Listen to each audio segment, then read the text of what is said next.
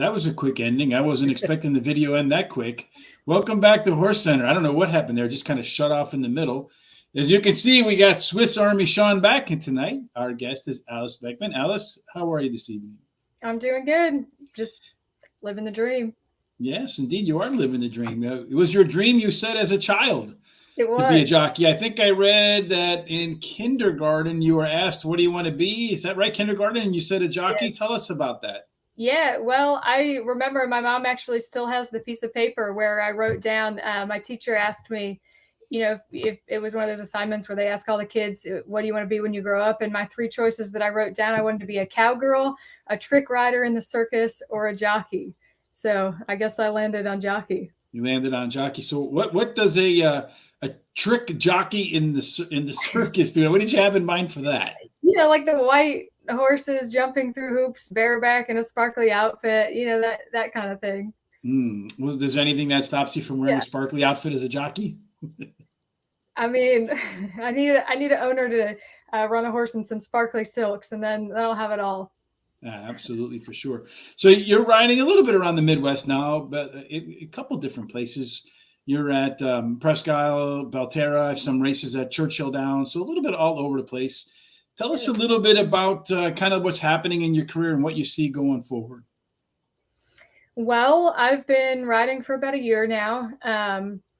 And kind of starting out, it's something that I'd always wanted to do and always dreamed about. And I'm 29, so I feel like I'm a little bit late to the game getting started, but I mean, I guess it's never too late to chase your dreams. And once I got started, I mean, I'll admit it, at first it was one of those things, like, I just want to say that I've done it. Like, I mean, I don't want to say it was a bucket list thing, because I took it a lot more seriously than that. But once I kind of got started and realized how much I liked it and how much I enjoyed the challenge, then I just kept going with it. And when I first started, I was pretty selective about the horses that I was riding. I liked riding horses that I knew, horses that I'd been getting on in the mornings, horses that I could trust a little bit to take care of me. And the more experience I got, I started traveling. Like, I came up here to Presque Isle for the summer to get more experience and get more mounts during my bug year. And I guess we're kind of going from here. Like you said, I've been traveling a little bit to Churchill and to Belterra. So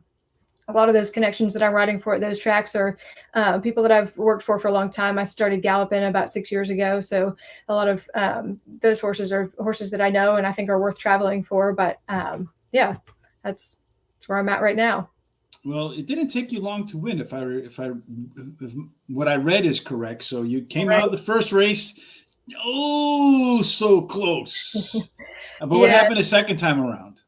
Well, actually, the first race, I think it was going 5/8, and it was over before I really knew what was happening. And the horse is great; he totally took care of me, and it was just I didn't really have time to think. If I'd had a little bit more time to get organized and think about what was happening, I might have won that race. But then the second race, I was off the board on a long shot, and then my third race, I won.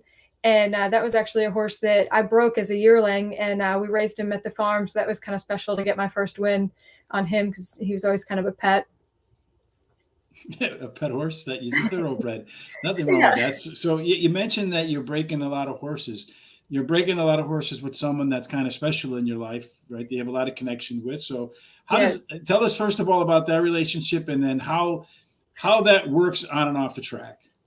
Well, that relationship started because he had a horse at Belterra that was so bad nobody else would get on it. And the outrider sent me to his barn because she thought apparently that I'd get along with the horse. And I don't know if I got along with the horse all that well or not, but he told me I did. So he kept me coming back to get on it. And it just kind of went from there. We started spending more time together, and I was galloping full time for him.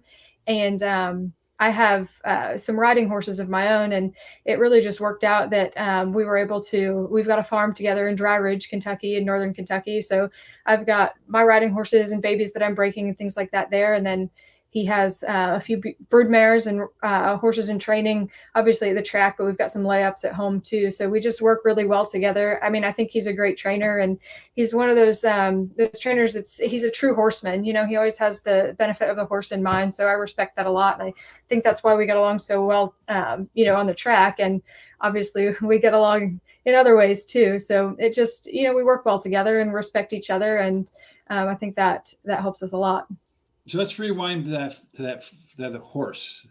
Yes. What was it about you that they thought you might get along with a horse that nobody else can get along with? Well, this horse, he would root really hard with his head, so he'd always try to get his head down and get the rider off, and so he had to go with the pony every day. And Keith told us that the pony's job was to keep him straight, and my job was to keep him off the pony, and the pony was to keep him straight. And I think he picked me because he thought I would just stay out of the horse's way and not try to aggravate him too much. And I guess it worked out. I don't know. We got him around the track.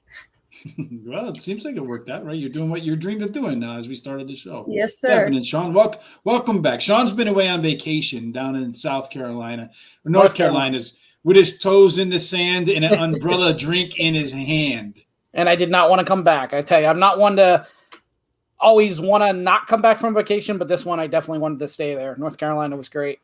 Hi, Alice. So we've had this dynamic before. So how is that car ride back when you're riding one of his horses, and how does that go? How does the working relationship go with that? It's we pretty much have an agreement. If the horse doesn't run well and we have a long drive back, say from Indiana or Churchill or somewhere like that, we just don't talk. We just don't talk about it. But it's fun when the horse runs well. Absolutely. And then let's talk about that first win at Keeneland and how special that was.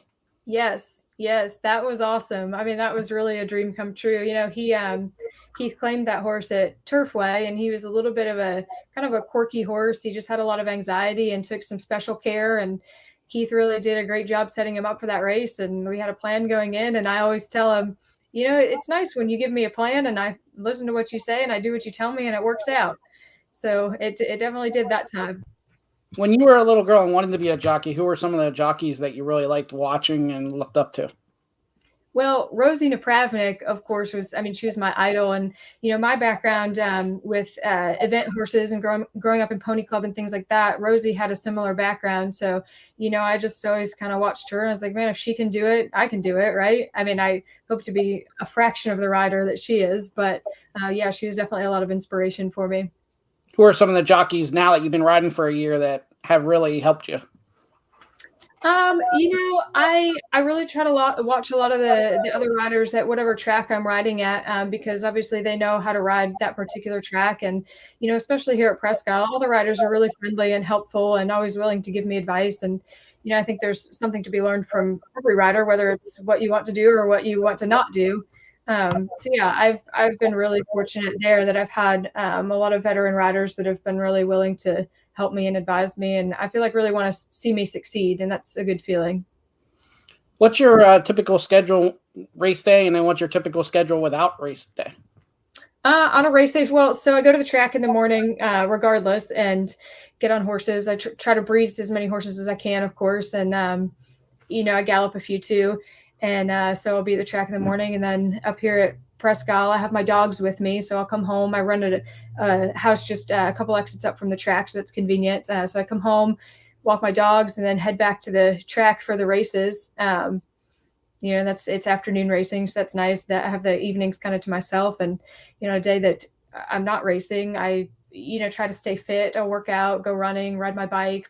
Pennsylvania, you know, this part of Pennsylvania has a lot of good hiking and biking. So I definitely, you know, do a lot of that. And then on the weekends, I've found myself traveling a lot lately, back to Kentucky to breeze horses or to ride or what have you. So that's a lot of time in the car too. So I try to be as active as I can through the week because I know I'll be in the car all weekend. Mm-hmm. What kind of dogs do you have? I have two. They're both rescues. One of them I found on the interstate in Florida when I was galloping at Payson Park down there. I found him trotting along the side of the interstate and picked him up. And the other one I found in a box behind a gas station on New Year's Day a couple years ago. He's a puppy and somebody abandoned him. So rescues are the best dogs, though. Yes, they appreciate their home. I think they know they have a good life now. They're laying right here at my feet. Yeah, I know mine is like that too. She's I call her my chubby blonde girlfriend, my lab. She eats so much. She lives to eat. This dog, and you could tell she lays down and head up on it. Just there was limits, but as the longer they're around, the limits kind of go away. You can't go on the couch. Now the couch is hers. That's they learn what they can get away with. Yeah, well, they just keep pushing the envelope a little more, right? They're like kids, right, Shawn? Right. Absolutely. So you mentioned the car rides home. when things don't go your way. Have you ever seen the movie Black Sheep?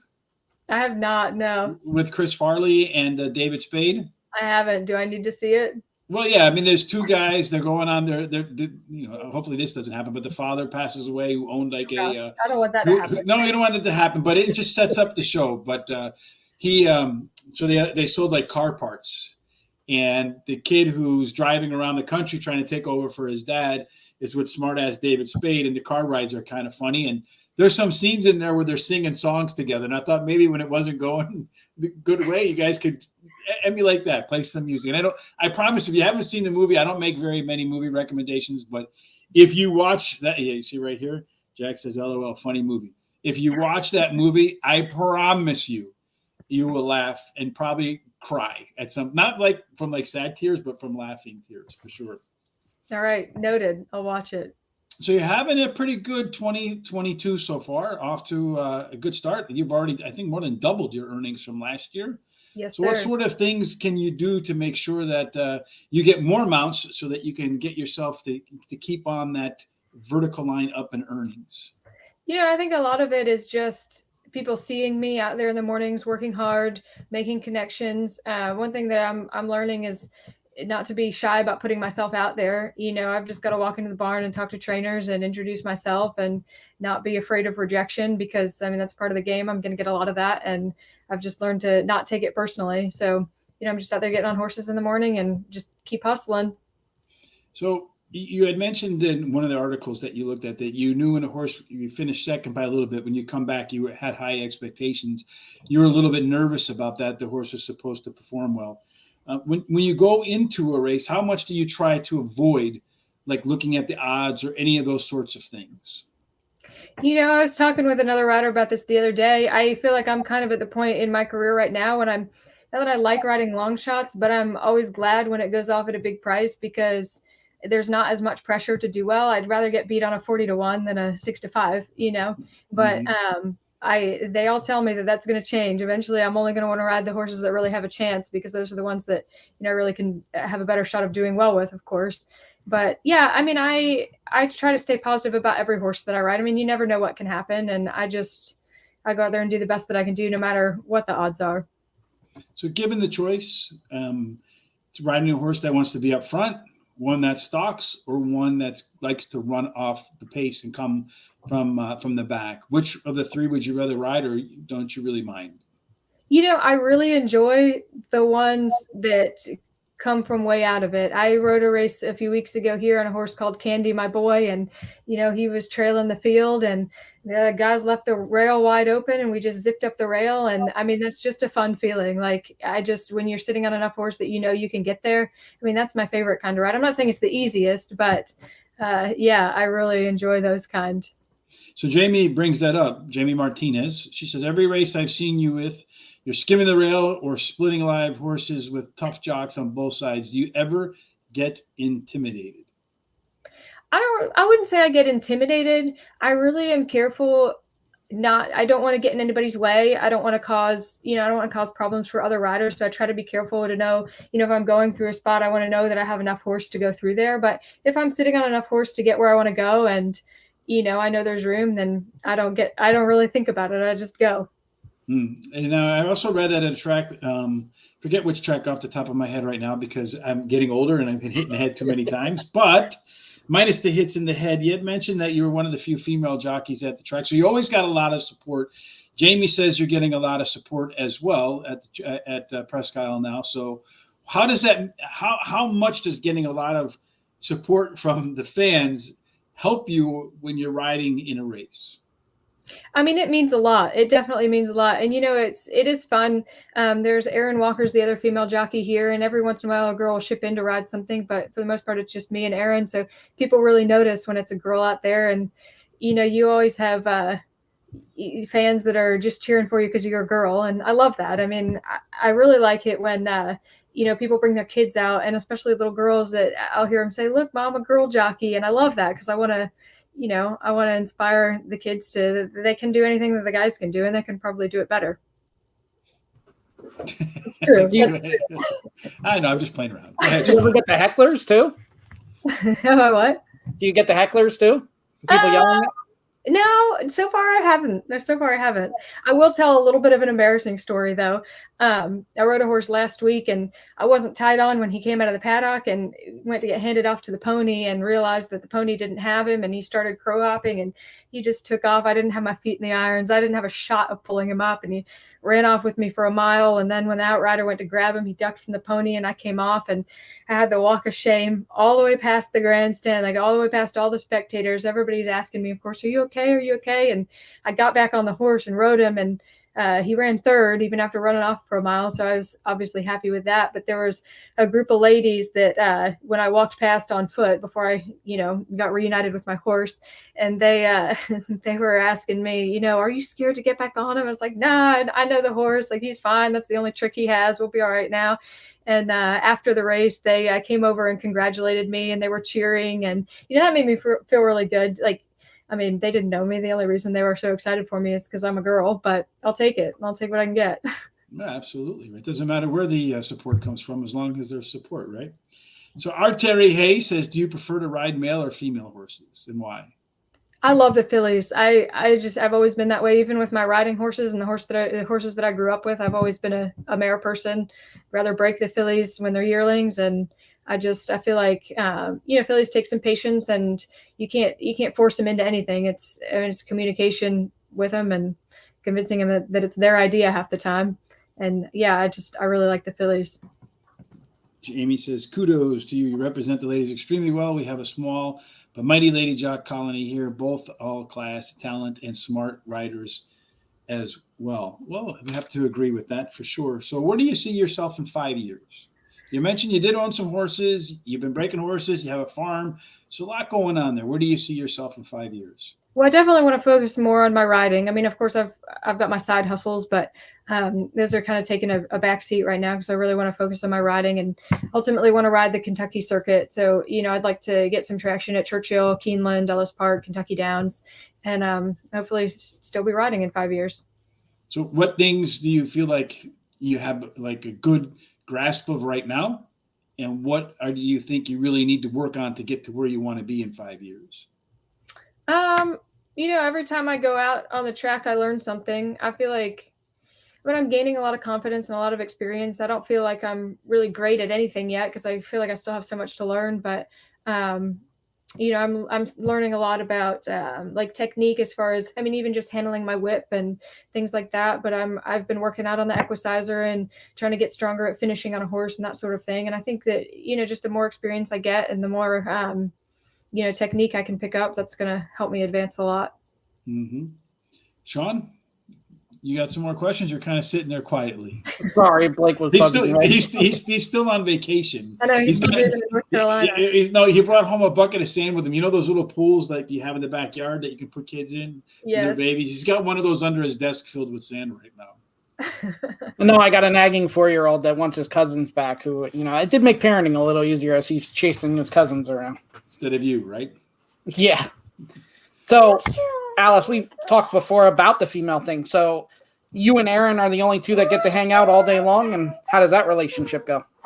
I can't say enough good things about Erin. She's been so great. She takes the time to sit down before my races and, look over the charts with me and help me plan how I'm going to ride races. And she's just so supportive. Every time I do well, she congratulates me and I try to do the same for her. So, it's been awesome to have, she's a friend, but she's a mentor. I look up to her so much and I couldn't ask for somebody better to be stuck in the jocks room with, You've said a lot about the positive of a female. Do you still get any of the negative or people that won't ride you because you're a female or any of that kind of stuff? Nobody's really said it to me. I don't know. I think a lot of people like me as a person here. And even if they don't use me as a rider, I don't think that they would tell me that they're not using me because I'm a girl, because nobody wants to hurt my feelings. But I think that sometimes that is part of it, whether people admit it or not. So how do you feel the best way to overcome that? Just win. It's like Al Davis said, just win, baby. Yeah, just be like Rosie Napravnik and just win races. 100% for sure. I wrote something down, but I can't read my own handwriting. So it's always terrible when I do that. So I'm sorry. I have to remember. Shawn, anything else? No, I think that's it. Just keep rooting for Alice and keep doing your thing and you'll be there. Yeah, absolutely, for sure. Well, we look forward to seeing you continuing to pile up the wins, and the most importantly, well, maybe not most, but for I think a lot of other people, the way it's measured is by purse money, right? So we want to see you continue racking up that purse money and watching that chart on Equibase go 45 degrees or higher to the right. Yes, sir. Well, thank you. Thank you for joining us this evening, and continued success. We look forward to seeing you in the winner's circle. Thank you. Thank you. Good night. Thank you. All right, Shawn, you're back. I am. So tell us about your vacation, my friend. Wow, it was great. People, I mean, you gotta remember, I'm not one that travels much. It's more like Jersey Beach, Delaware, that kind of stuff. So going 7 hours. How many times have you flown? I've 0. And I didn't fly this time neither. 7-hour car ride. It was great. People down south are really nice, which, you shouldn't have to say that, but people in the Northeast always are. So, total different. I have a theory behind that, Shawn.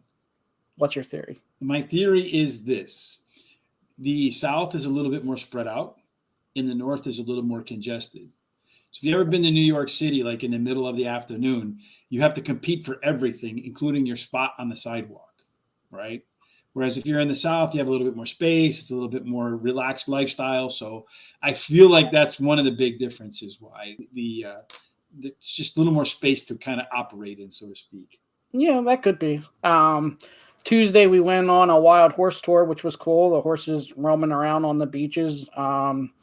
And Thursday, we got to see some dolphins. We got to check out one of the monster truck drivers that Blake likes, Gravedigger. He actually lives there. And actually, his house was on the wild horse tour.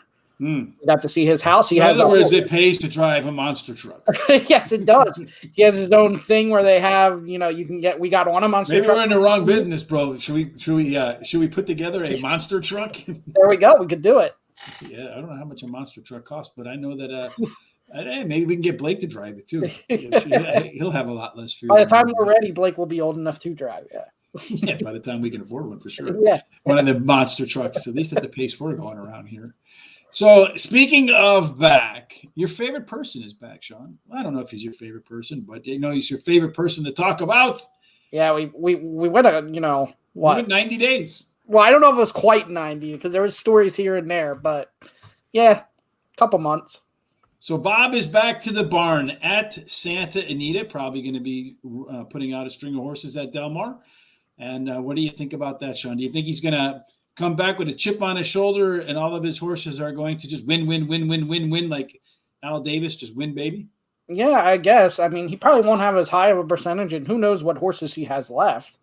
I mean, I know he's got horses and stuff, but he did give some up. I don't know if he'll get them back, how that will all work.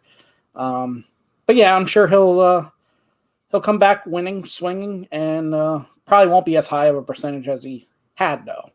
I don't know. I think he'll do just as well. And I think it's incumbent on him to do just as well, because if he doesn't do just as well, then the whispers are not going to be whispers. They're going to be, just everybody's going to be, cheat, right? That's the only way he could win. So I think there's a ton of pressure on him to make sure that I wouldn't even be surprised if he enters his horse, because he's got to be cognizant of this fact too. I wouldn't be surprised if he, or at least initially starts to, and then eventually it'll wear off after he's been back for a while. But I would think it wouldn't shock me to see him enter his horses at a level maybe below where they should be, just so that they can win. Yeah. And, we talked about it a couple times during this whole thing about maybe he would just go in the sunset and retire. He's obviously not going anywhere. So no, he's got a chip on his shoulder and a point to prove now. Yeah. I mean, if he was going to go anywhere, these were the opportunities. He's not. So he's going to be around, for quite a bit yet. So I think that's probably the case. Well, we talked a lot about this too, Shawn, leading up to it, and it is officially July the 5th. And on July the 1st, HISA went into effect. So far, no real hiccups, Shawn, in terms of what happened with HISA. I read that as of June the 29th, something like 30,000 people had filled out their paperwork. I know when we talked to Ty, he had not yet, nor did God, I hate being old. The trainer we had on together, Mr. Clements, I think his last name was, who was out of the trainer that you and Ty had. Caldwell, yes, Robert Caldwell was his name, right? Danny Caldwell was Danny the Caldwell. owner. Yeah.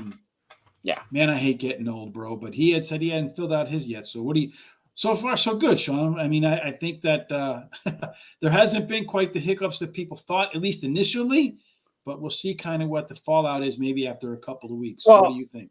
Yeah, I said that from, everybody had this doomsday scenario come July 1st. July 1st came, and I don't think there was really any scratches due to that. Now, the thing is, too, they said July 1st, but then I'm seeing like the whip rule, I guess, went into effect today with HISA. So I don't know why we say July 1st and then certain things are getting put in place different dates. So thanks, Robert. So I'm not sure how all that works, and we'll see how that goes with more whip rules in effect that way. Yeah, that'll be interesting because they did mention when Ty was here, he did mention that there's like some staggering of the rules, and they were implementing new things kind of along the way where they weren't sure, and just kind of making it up as they go a little bit, right? Right. Honestly, it's been smooth sailing here. Some people scrambling to do paperwork, but no major issues. Yeah, so no major issues yet. So hopefully it stays that way, and it's one of those programs where I still have my reservations that it'll turn out that way, but one of those programs where the intentions and the desired outcome actually meet in the same place. Yeah. Hopefully it's fun. Yeah. Speaking of a new place and meeting, West Geroux is going to ride at Del Mar this summer. Smart move, Sean? I don't like this move. We seen it with Trevor. It didn't work out so well, and it wasn't that Trevor couldn't ride, and it's not going to be because Ferrant can't ride. But you need to have connections out there, and when you leave a place like that, it's hard to build all this up. So Brad Cox is really loyal to Geroux. I mean, everywhere he goes with his number one hitters, Geroux's his jockey. So now you're going out west, and you have to build different relationships. It's not like Brad Cox stables bad horses. What's that? It's not like Brad Cox doesn't stable top tier horses. I mean, I guess this is something trainers and owners have wanted Geroux to do for a while, and he's finally going to try to do it this summer. We'll see. I mean, I just don't see him winning at the clip he's winning everywhere else at Del Mar. Although going into the West, and I'm sure you're going to say this, with the jockeys down and the horses down, it's probably not a bad time to try it. But I think to me, the limited number of race dates, right? Then you also have really no other alternative tracks nearby. I mean, probably the closest one is Los Alamitos. They got the fair circuit going on around there in the summertime. And maybe you can find your way to Los Alamitos while they have some thoroughbreds, but they won't be running any thoroughbreds there, obviously, when Del Mar is operating. So the one thing I think is going to be interesting is, you have a jocks colony out there. Everybody needs to eat, as they say. And if you have 4 or 5 horse fields, it's kind of hard to put 6, 7 jockeys out there, right? So I think it may be one that you'll see him back east sooner than you think. Yeah, I mean, because he traveled all the big weekends. They have a big race Saturdays at Delaware. If it's even at parks, wherever he's going. So that's going to be hard. Like you said, it's going to be harder to do out west. So going to have a lot of frequent flyer miles, baby. Yeah. I mean, and I know he is coming back, I guess, for the Haskell. So, I mean, that meet starts, and then he's back Haskell Day at Monmouth already. So he's at least missing that. But other than that, I don't think they're gonna try to hit all the Del Mar dates. So I'm not sure if I were a jockey, I would go out west right now, to be honest with you. No, I mean, if I lived out there, and that's where kind of like Diego Herrera and all the folks that live out there that we know that are California jockeys, I would, I'd be glad to stay there because you have the connections, you have the mounts, as you said, that sort of thing. But if I'm out east with the limited number of horses that are running, the limited number of race dates, the limited number of tracks, I think I would probably rather pull up shop around, even around Pennsylvania where you are, where there's a bunch of tracks running and you got a lot of options. Yeah, and they run different days too, so you can practically run 6-7 days a week. Also, this move has not worked in the last year or two. This move really hasn't worked for any jockey moving. Yeah, even Flavian's struggling a little bit. He came out hot.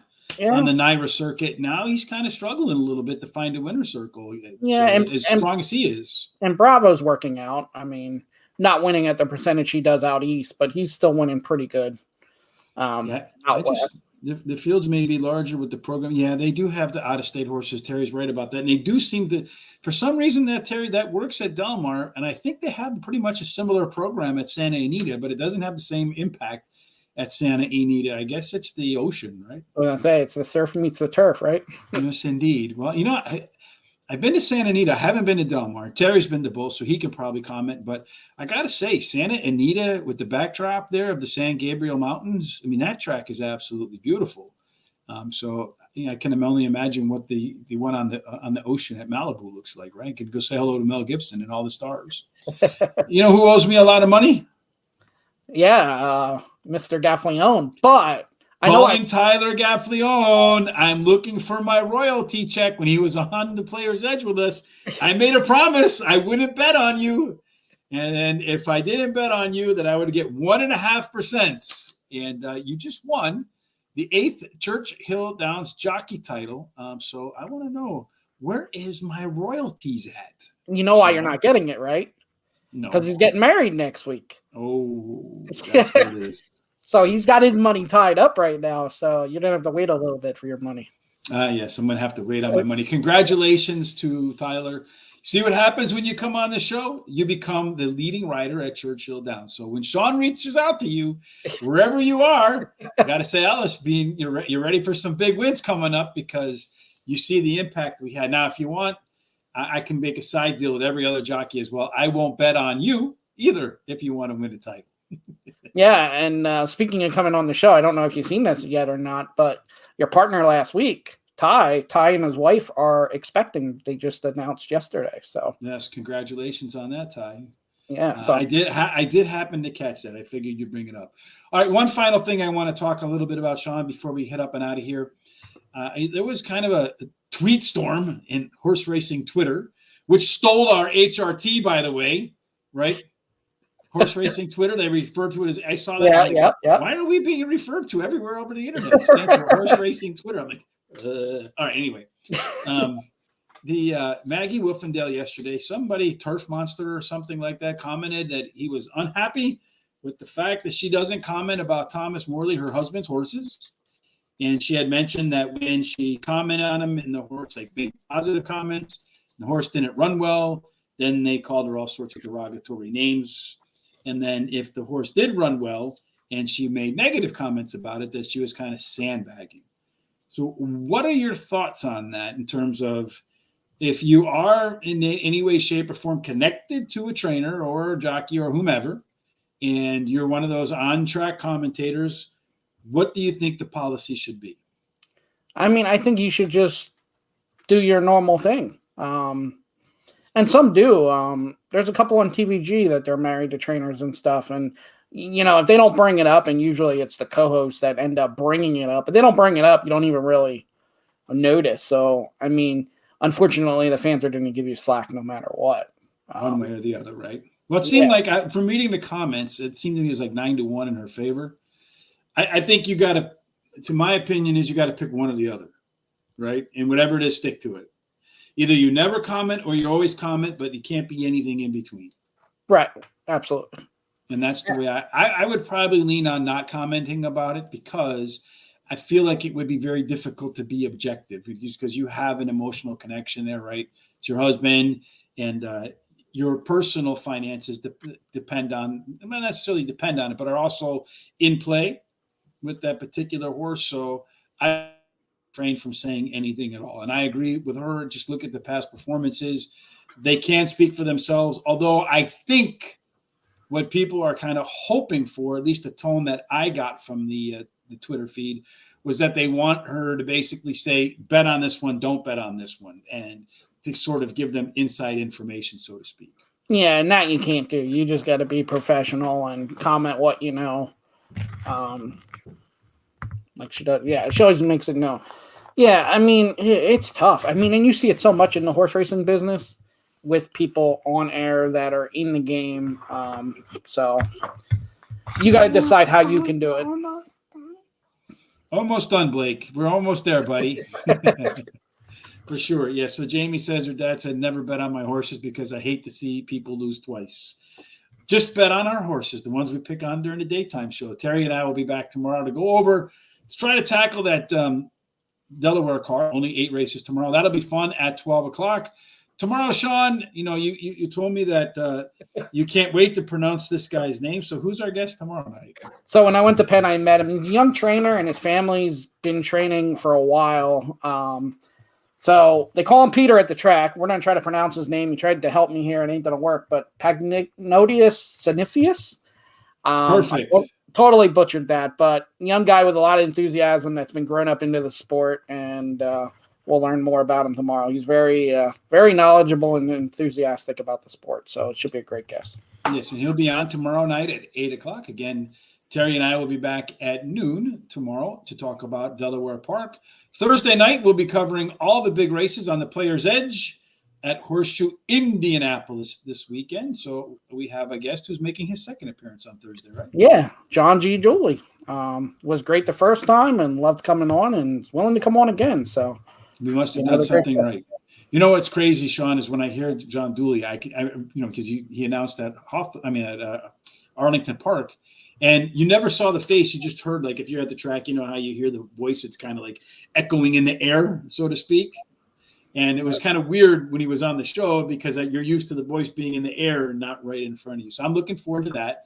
Not quite sure what Tom and I are going to do Friday. Of course, on Saturday, Eddie C. and Chris P. will be putting together their spot plays once again. This show's gotten off to a good start. It seems like Chris is getting a lot of positive feedback on his bubble charts. So if you would like to see what Chris is on working now for this weekend, thinking they're going to do ball, might want to tune in for that as well. That's 9 a.m. Eastern.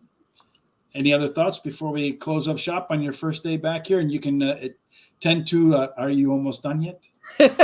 No, I'm not happy to be back in PA, but I am happy to be back here. So doing my normal. And next week we have some big guests. I got to finalize them, though. Otherwise, I'll be scrambling for some guests. So I'm not ready to announce them. I do know Tyler Connor will be on Monday, so he's always great to have on. Fantastic. Looking forward to having Tyler back.